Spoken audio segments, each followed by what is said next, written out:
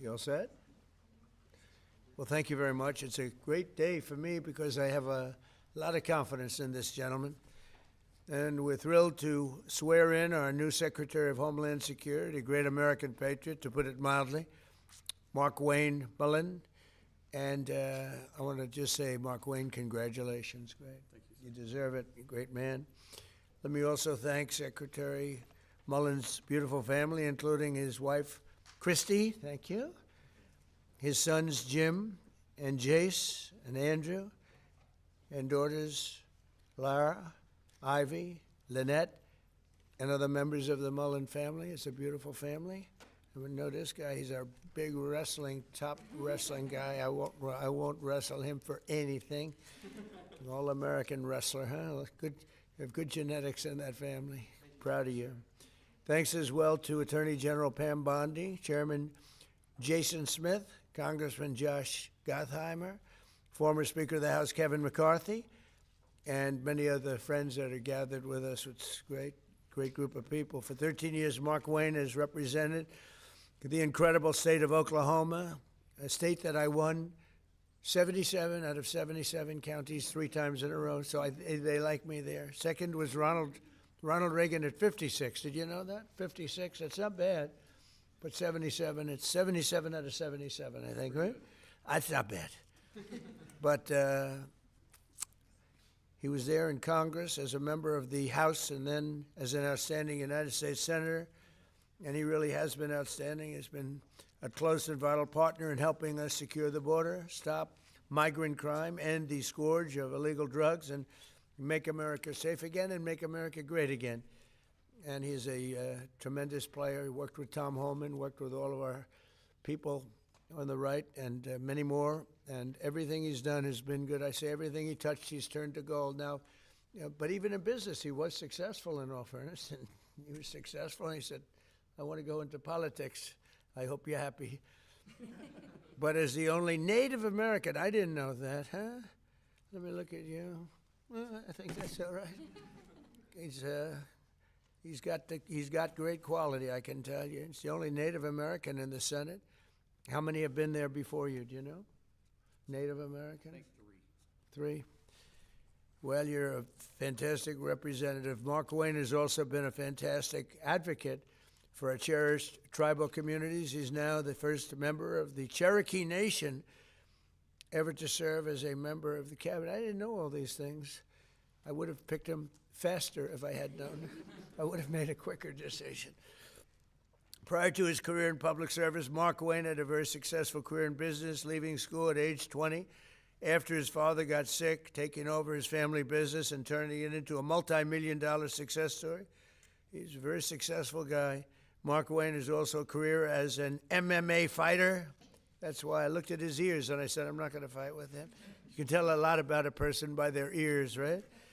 During which he went totally undefeated. He was undefeated during his career, and he's been inducted into the Oklahoma Wrestling Hall of Fame. And the family is made of fantastic wrestlers, especially that guy right there. That's my favorite guy, huh? And suffered bad injury and come back stronger than ever, I think. So good to have you, man, right?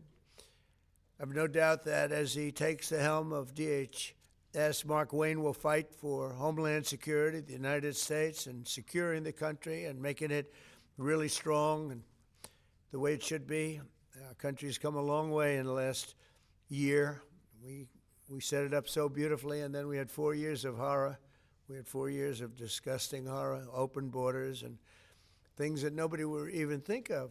You wouldn't even think of. 25 million people poured into our country, and we've gotten a lot of them out, but we have a lot more to go. 11,888 murderers came into our country. People came in from all over the world, from prisons and gangs, gang members, drug dealers, people from mental institutions, insane asylums. That's the mental institution times 2. And what they allowed to happen to our country can never be allowed to happen again, and it won't. With Markwayne, we have somebody that's strong, professional, and fair. As you know, the department that Markwayne takes over today is currently shut down by radical left Democrat thugs in Congress who have blocked all funding for DHS. because they're trying to shield illegal alien criminals, gang members. They want to protect them from being taken out of the country. Drug dealers, murderers, they're protecting them all. I don't know how people can vote for these people. You know, I see the midterms are close. I don't know what close means, but I don't know how people can vote for them. You take a look, men, they want men to be able to play in women's sports. They want transgender for everybody. Terrible, but that's the way it is. They don't want to give voter ID. They don't want voter ID for elections. They don't want proof of citizenship for elections. And then they get to vote. They do cheat, but I don't know, it's hard to believe they can cheat that much. Just in the past few days, we've seen the horrifying consequences of Democrats' deadly open border extremism. They want open borders, and they want to open the borders again if they have their chance, because they think they're going to get votes by doing that. On Thursday, a precious 18-year-old college student named Sheridan Gorman was shot and killed while she was walking in a park. She was just walking in the park, didn't do anything. The illegal alien monster charged with Sheridan's brutal murder had come illegally from Venezuela and been released into our country by Sleepy Joe Biden, the worst president in the history of our country. And I don't say that because I think he's fine, he's okay. I don't like him, dislike him. I talk about job performance. That's all I care about, job performance. Worst president in history. And Obama wasn't far behind, by the way. But he was then arrested and released again by Democrat governor, a real slob of a governor, J.B. Pritzker, in the sanctuary city of Chicago, which we could make safe in 2 months, I would say. 2 months if we sent in the group, Tom, right? 2 months would be good. 3 months, very good. 4 or 5 months, it would be great. But they would never call because they don't want to do that. All they have to do is call and ask for a little help. The Democrats in Congress do not care how much American blood they shed in their demented pursuit of open borders. From Sheridan Gorman to Jocelyn Nungary and Laken Riley, their quest to flood our country with illegal aliens has left countless American victims in its wake. They never changed, do they? They see what's happening. They never change. That's what they want. They want to get the votes. With sanctuary and sanctuary cities going at levels that they are, and we've ended a lot. We've done a lot. But for some reason, they love it. It's a sanctuary. You know, sanctuary cities are sanctuary for, it's really a sanctuary for criminals. With Secretary Mullin at DHS, we will continue our record-setting efforts to deport these illegal alien criminals from our country, and we are doing at record levels despite a very unfair court system, a radicalized left court system, and others that I'm not too fond of also.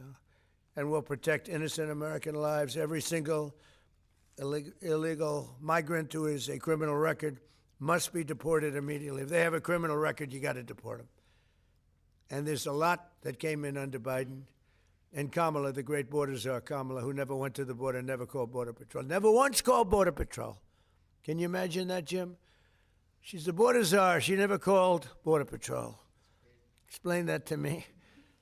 He's the worst. She was as bad as he was. Going to give him IQ tests next week. Under the Trump administration, we've achieved unprecedented gains on public safety. Yesterday, we were in Memphis, Tennessee, to celebrate the steepest reduction in crime ever recorded. We've been there for about 5 months, and the numbers, nobody's ever seen anything like it.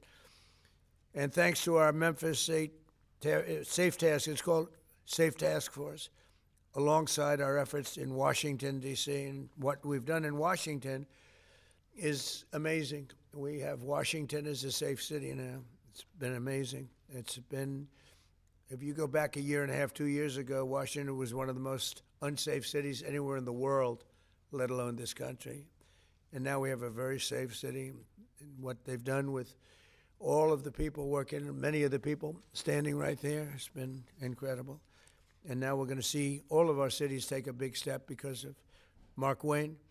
In 1 year, my administration, we've created the most secure border in the United States history and the largest drop in illegal immigration ever recorded, slashed the illegal fentanyl crossings on our border by 64%, and accomplished the largest decline in the murder rate in the history of our country, bringing it down to 1900. That's before my father was born. My father was born a little bit after that. He wouldn't be happy mentioning this because he never liked talking about age, but he lived to be a ripe old age. But that's before my father was born. Think of it, 1900, we have a record, 1900.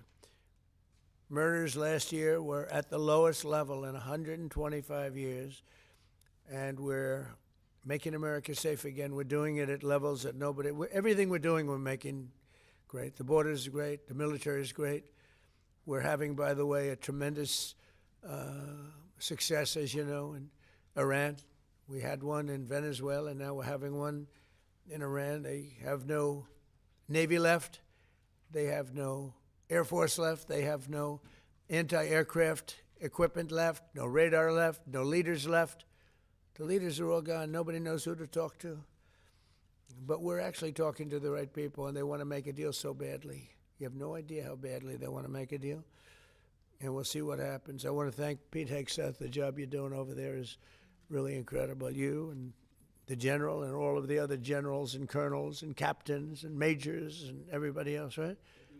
It's a perfect, amazing thing. We make the best military equipment in the world. Now we're going to make it faster. We want to get it faster, but we make the best in the world. We're doing a job. So I'd like to ask Attorney General Bondi to come and do the honors of swearing in a man who's going to do a phenomenal job for our country. And I tell you, your family has to be very proud. You have to be very proud. Absolutely. Everybody wanted this job. I said, there's one man for this job, and I have no doubt he's going to be fantastic. Thank you, Pam. Come on over. Thank you.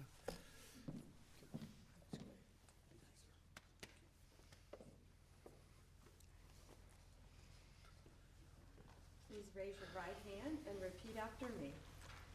I do solemnly swear. I do solemnly swear. Markwayne Mullin. Markwayne Mullin. That I will support and defend the Constitution of the United States. That I will support and defend the Constitution of the United States. Against all enemies, foreign and domestic. Against all enemies, foreign and domestic. And that I will bear true faith and allegiance to the same. And I will bear true faith to allegiance and do the same. And that I take this obligation freely. And take this obligation freely. Without any mental reservation. Without any mental reservation. Or purpose of evasion. Or purpose of evasion. And that I will well and faithfully. And that I will well and faithfully. Discharge the duties of the office. Discharge the duties of the office. On which I am about to enter. Which I am about to enter. So help me God. So help me God. Congratulations, Secretary. Hey.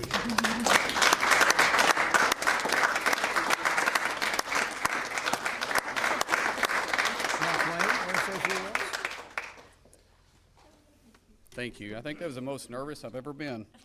It just seems surreal being in the Oval Office and having the President of the United States speak so highly of me and then recognize my family and know my family by name. It's humbling, and I never take it for granted, but I made this very clear that I don't care what color your state is. I don't care if you're red or you're blue. At the end of the day, my job is to be Secretary of Homeland and to protect everybody the same, and we will do that. I'll fight every single day. Today I got the privilege of meeting so many of the employees at DHS. These employees have been there for 30 days without pay. And if you need anything to know their dedication to show up and still protect the homeland that you and I enjoy and the freedoms that we're experiencing, they're working for free. Because of political politics, that's all I need to know. I told them, as you're fighting 365 days, understand I'll be fighting 365 days beside you. No one's going to outwork me, and I'm not going to let any of them outwork me. The President has entrusted me with this, and failure is not an option. And so thank you so much, Mr. President, for this opportunity. I won't let you down. Thank you very much. I love that expression, no one's going to outwork me. That's a wrestler's expression, isn't it? Huh?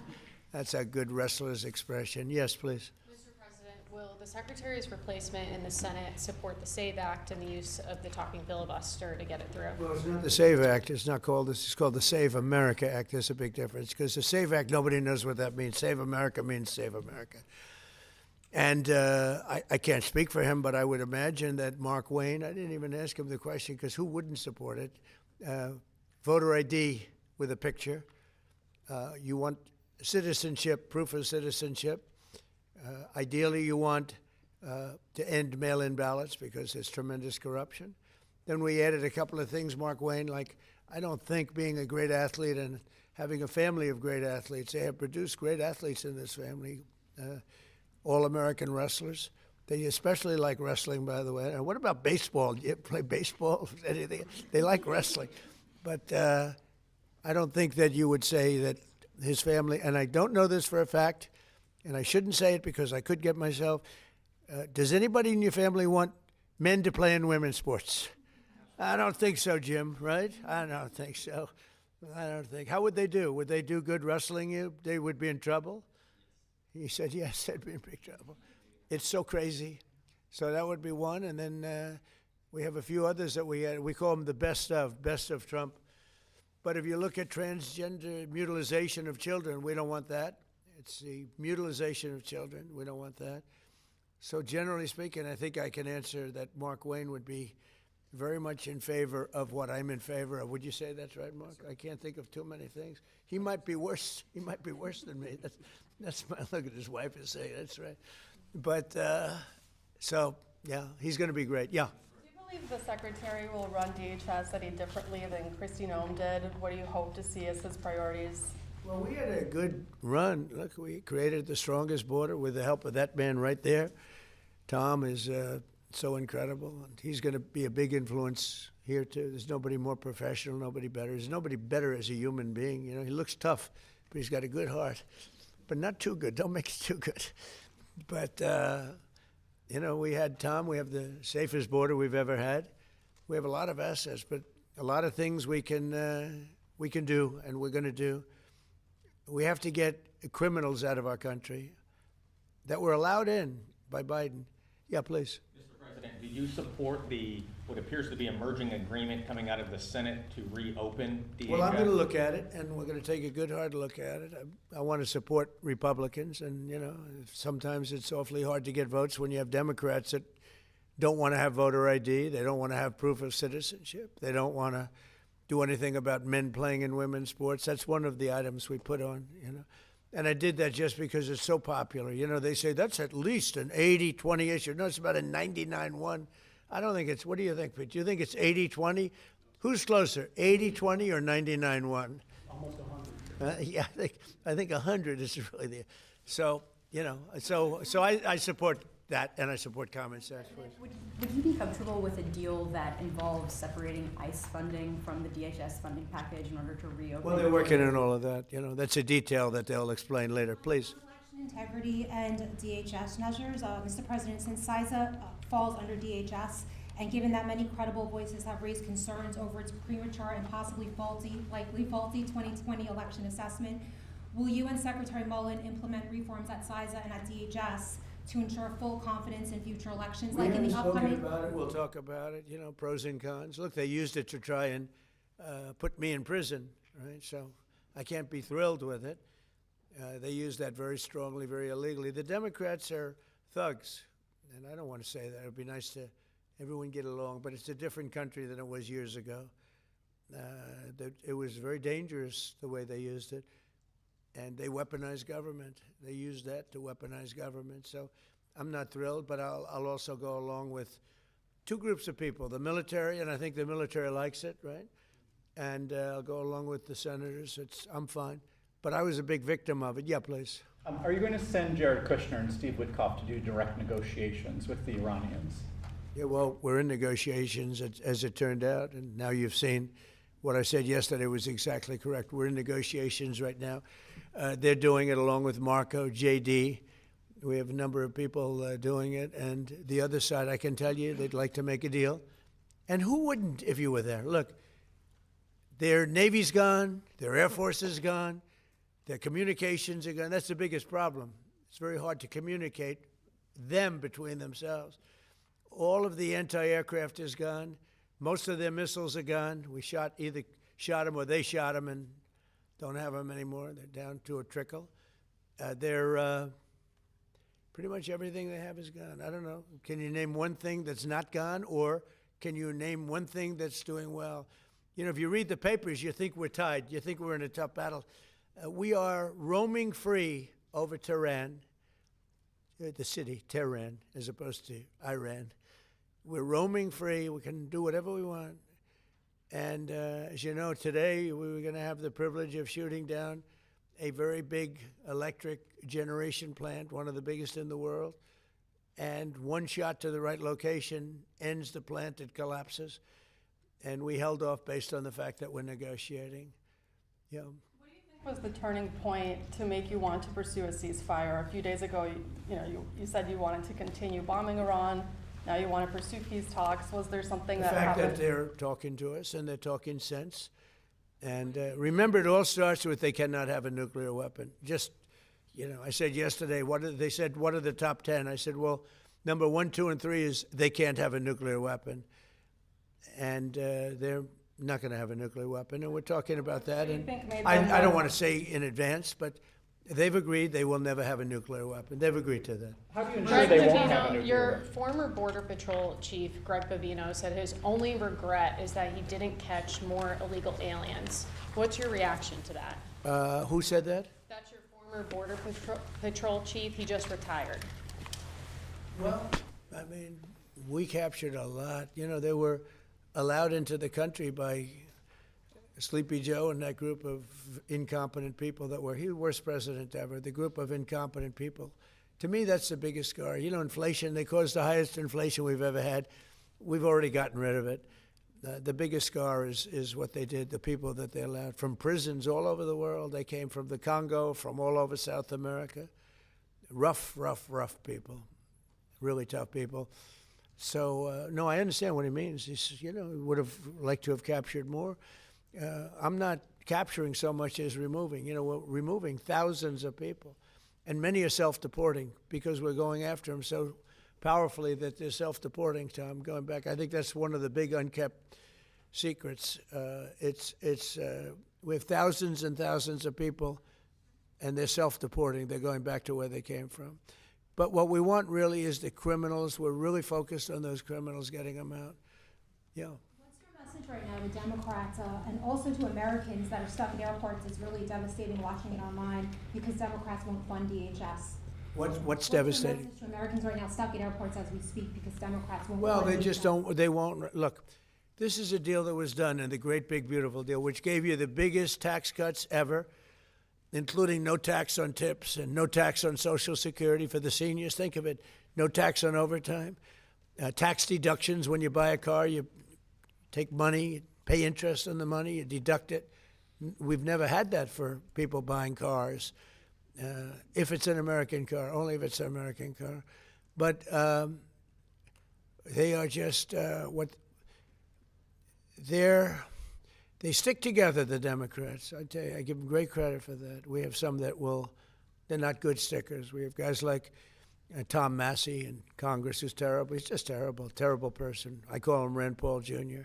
But they don't vote. Rand Paul, rarely votes for stuff.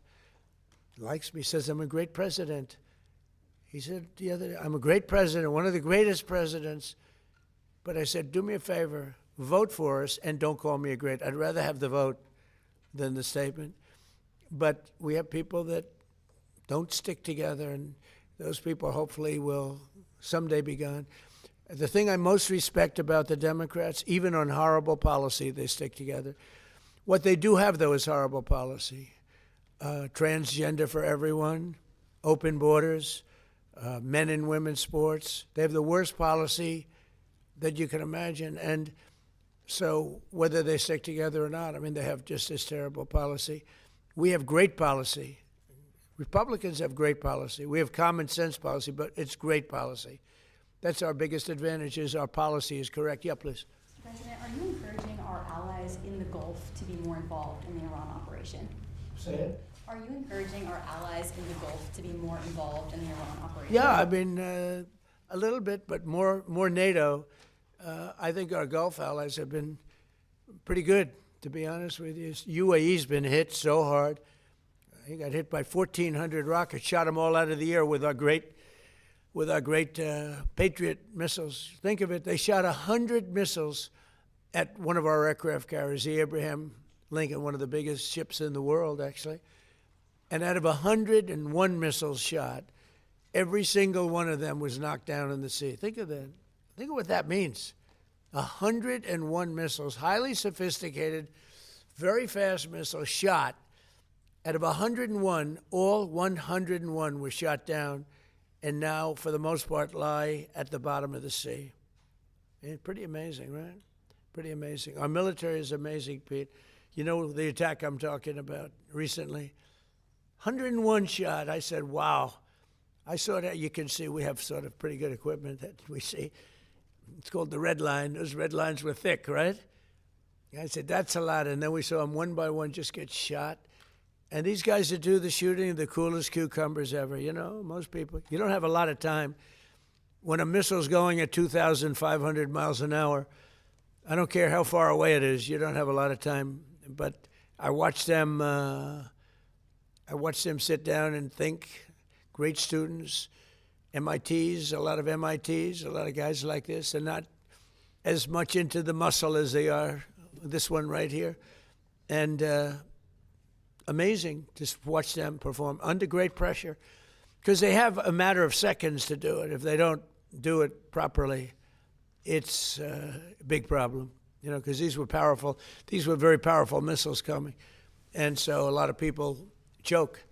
They don't choke. These guys don't choke. They're the best in the world. We have the best in the world, yeah. Mr. President, what would be your message today to the TSA agents who have been staying home in recent days amid this impasse? Well, some of them are needing money, you know, because the Democrats cut off their money. I blame the Democrats more than anything else. But some of them, you know, they didn't get paid because they're not funded by the Democrats. This is a Democrat problem. In fact, I actually said to the Senate, why would you say this is a Democrat problem? I think the polls are showing it's a Democrat problem. And they'll do anything actually to hurt our country so they can try and win the midterms. And if we ever went back to our old policies, we wouldn't have a country left. If they get a deal, Republicans and Democrats in the Senate, to fund all but enforcement operations of ICE, to get those TSA agents repaid and to open up the rest of the department, would you sign that? Well, I don't want to comment until I see the deal, but as you know, they're negotiating a deal. I guess they're getting fairly close, but I think any deal they make, I'm pretty much not happy with it. These guys came in, they wouldn't pay people. You know, they had a deal to pay. They had to break their deal. The Democrats broke the deal that we had. It was all done. Everything was fine. And then they just said, well, we're not going to pay anymore.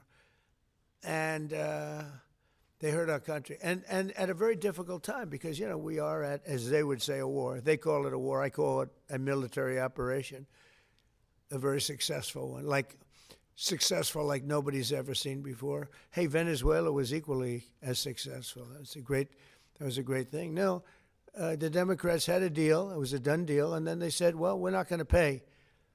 And so a lot of people suffered over that and put our country in danger. You have another question? You haven't been here in a while. Well, on Iran, can you give us any more sense of who exactly in Iran it is, either Witkoff, Kushner, and others are speaking with? Yeah, we had, I hate to say this in front of these young people. They're not children. I spoke to most of them. They sound like adults to me, even though they are sort of children, right? They'll always be your children. But I hate to say it, but we killed all their leadership. And then they met to choose new leaders, and we killed all of them. And now we have a new group, and we can easily do that, but let's see how they turn out. We have really regime change. You know, this is a change in the regime because the leaders are all very different than the ones that we started off with that created all those problems. So this was, I think we can say, Jason, this is regime change, right? What makes you trust them? I don't trust anybody. I don't trust you. I mean, that's only because I know you. But if I didn't know you, I'd probably have more trust. But I don't trust anyone. Why do you say that? Why do you say what makes you trust? Do you think I trust them? I don't trust them. Then why bother talking to them? Because they're going to make a deal. They're going to make a deal. They did something yesterday that was amazing, actually. They gave us a present, and the present arrived today. And it was a very big present worth a tremendous amount of money. And I'm not going to tell you what that present is, but it was a very significant prize.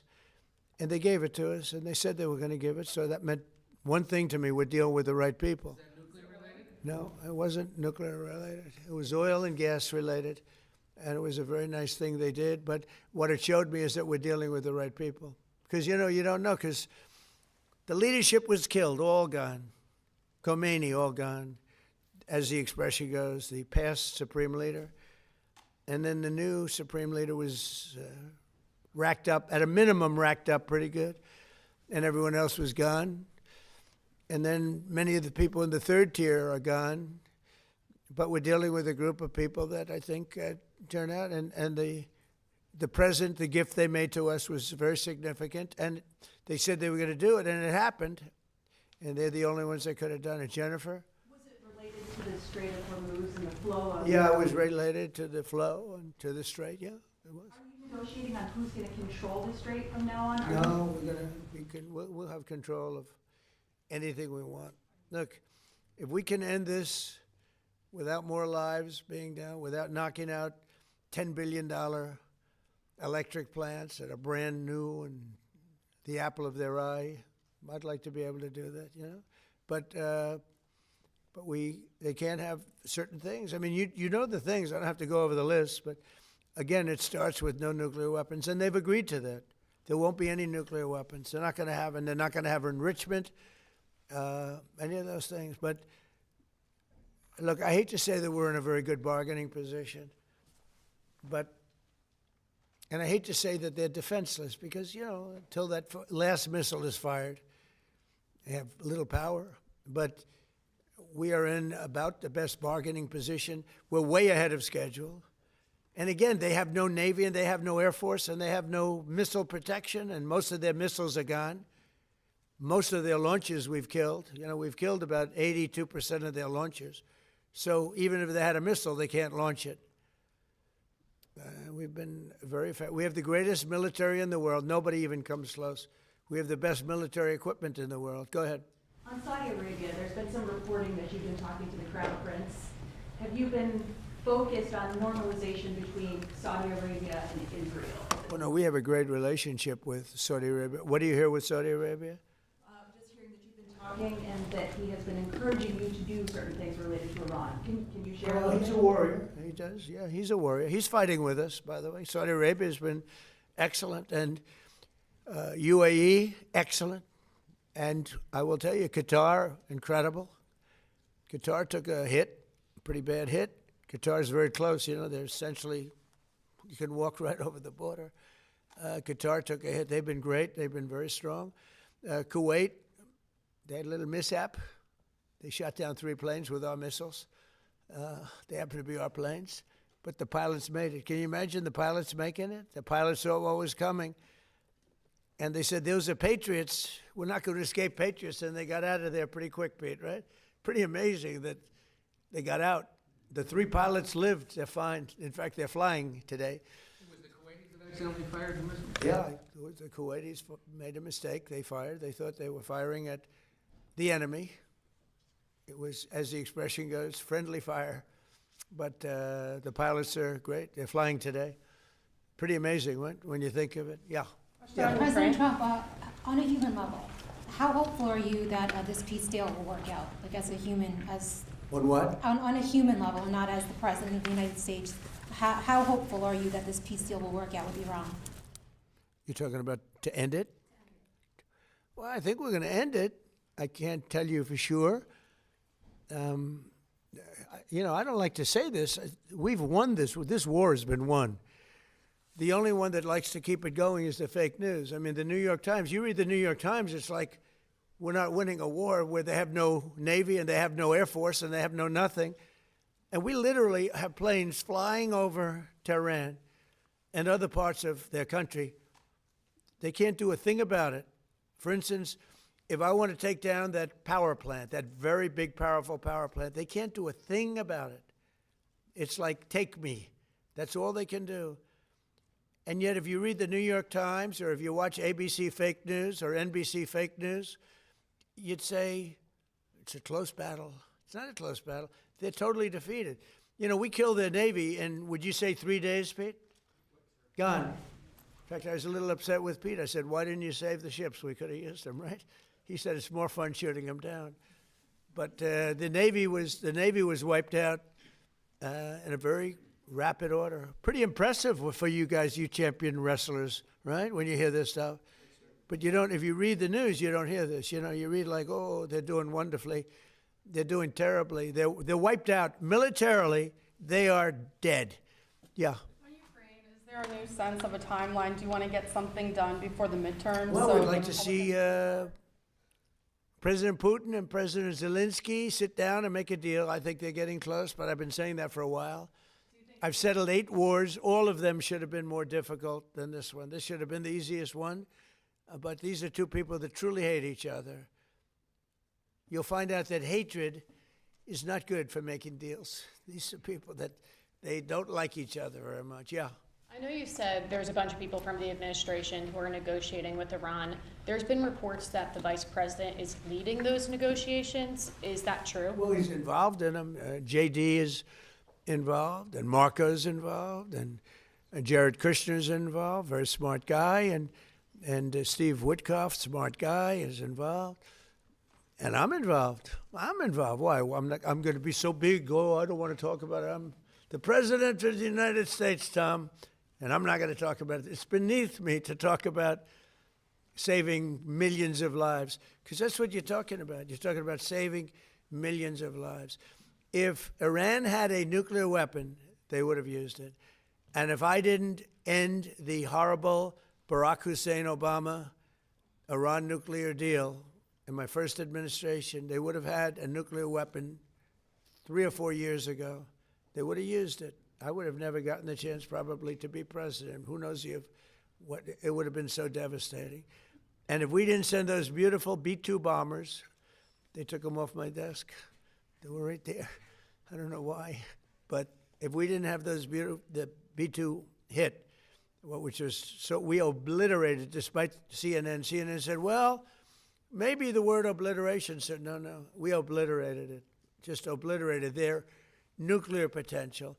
You would have had them having, 2 weeks after that attack, had we not made the attack, they would have had a nuclear weapon. They would have absolutely used it, and they would have used it on the entire Middle East, including Israel. And you know why you see that? Because unexpectedly, when this war broke out, unexpectedly, they started sending missiles to UAE, Qatar, Saudi Arabia, Kuwait, Bahrain, and elsewhere. And nobody thought they were going to. Were you equally surprised by that, Pete? Way more than we thought, Mr. President. Pete, do you want to give about a 3-minute statement on how we're doing in this, as I call it, military operation? People don't like me using the word war, but so I won't. But the Democrats call it a war. How about a little statement? I think he's done a very good job. Do we agree he's done a good job, Markwayne? Can we take some of your time? Well, thank you, Mr. President. You're spot on. Never in history has a modern military, Iran had a modern military, a modern navy, a modern air force, modern air defenses, leadership, massive bunker. Never has a modern military been so rapidly and historically obliterated, defeated, from day one with overwhelming firepower. The air campaign that we've conducted, that Israel's conducted alongside us, was one for the history books, truly. And it's because we have a president of the United States that when he sends his warfighters out to fight, he unties their hands to actually go out and close with and destroy the enemy as viciously as possible from moment one. And that's why we see ourselves as part of this negotiation as well. We negotiate with bombs. You have a choice as we loiter over the top of Tehran, as the president talked about your future. The president has made it clear that you will not have a nuclear weapon. The War Department agrees. Our job is to ensure that. And so we're keeping our hand on that throttle as long as hard as is necessary to ensure the interests of the United States of America are achieved on that battlefield. This is not Iraq and Afghanistan. This is not a president who's interested in vague end states. He's been very clear with us about what we need to accomplish. creating the conditions for them never to have a nuclear capability, and that's exactly what we're doing in historic fashion. Thank you, Mr. President. Thank you. Appreciate it. Great job. You know, the only two people that were quite disappointed, I don't want to say this, but I have to. I said, Pete and General Raisin Kane, I think this thing's going to be settled very soon. Here they go. Oh, that's too bad. Pete didn't want it to be settled. It's these guys are doing a great job. That's a good attitude, though, Tom, right? They were not interested in settlement. They were interested in just winning this thing. Yeah, please. Mr. President, can you, just taking things locally, hopefully not throwing international affairs for a second, do you support the construction of the Second Avenue subway in New York City, and will your administration work? That's really a far out question. You know, the Second Avenue subway's been under construction for, you're a young guy, is longer than you are old, okay? That's been under construction. I haven't heard about the Second Avenue subway in 20 years. What the hell kind of a question is that? I guess they got to get it finished. They spent trillions of dollars practically. No, they spent more money on that than on anything, I think, in the history of our city, in New York City, and it's been under construction for a long time. It's very sad, actually. The only thing maybe worse was Gavin Newsom, the governor of California, his train, I call it his train wreck, because it's a wreck. That's been years. It's literally 30 times over budget. Nobody's ever seen anything like it. And it doesn't go to San Francisco and Los Angeles like it was supposed to. They decided to cut it way short because there was no way they could finish it. But it's one of the worst. I've never seen anything like it. Other than the worst, the Federal Reserve building for almost $4 billion, little building that's going to cost a renovation for $4 billion, headed by our highly incompetent head of the Federal Reserve. Yeah, please. Mr. President, would you be open, are you hoping to see the Senate pursue Reconciliation 2.0 to fund ICE and pass the Save America Well, Act? we'll see about reconciliation. We're certainly talking about reconciliation, I think, Markwayne, right? Do you want to talk about that for a second? Now that he's working, we can get him to do this.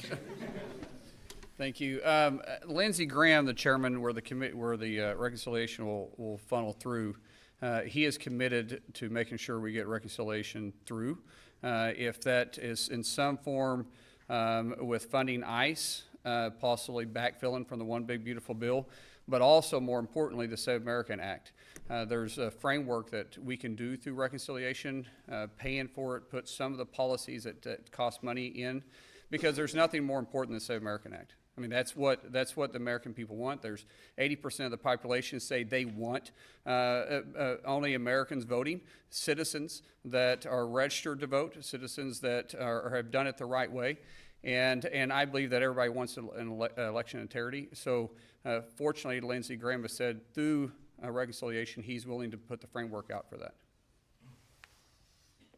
And I think that was said so beautifully, so concisely, so well, your father, that we should let him have the last word, and that was it. That was the last word. Did he do a good job? Are you impressed with your father? Never been more impressed with anybody in my life. How about me? Don't answer. Don't answer. Don't answer. No, you like your father better, okay? Come here. Look at this guy. Come here. This guy, don't wrestle him. We'll steal over here. Yes, sir. Thank you. All right. I want to thank the family, because without the family, he's not here. You know, he's a different person. And that goes especially for Mom, who looks like she's about 22 years old. I don't know. I see these kids, but she looks very young. But it's a great couple. Congratulations to you both. Thank you. Thank you, Markwayne.